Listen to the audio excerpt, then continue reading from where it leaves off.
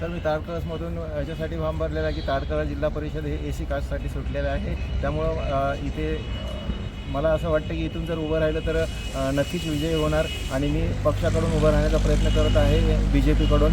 आणि जर का मला BJPने तिकीट नाही दिलं तर मी अपक्ष म्हणून इथून निवडणूक लढणार आहे आणि मी 100% निवडणूक लढणार आहे.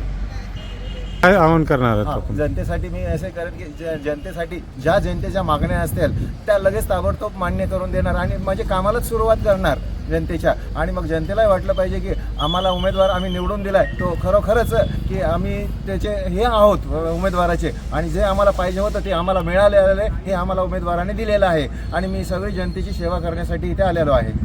गावाचा विकास गावामध्ये ज्या ज्या सुविधा नसतील त्या त्या सुविधा देणार.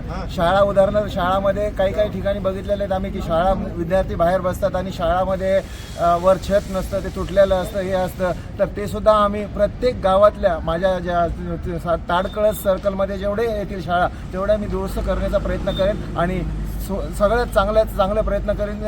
शिक्षणाचा पाण्याचा प्रश्न करीन. टॉयलेट असेल ते टॉयलेट उत्तमरित्या करून देईल आणि शिक्षणाचा आनंद सगळ्याला घेता येईल.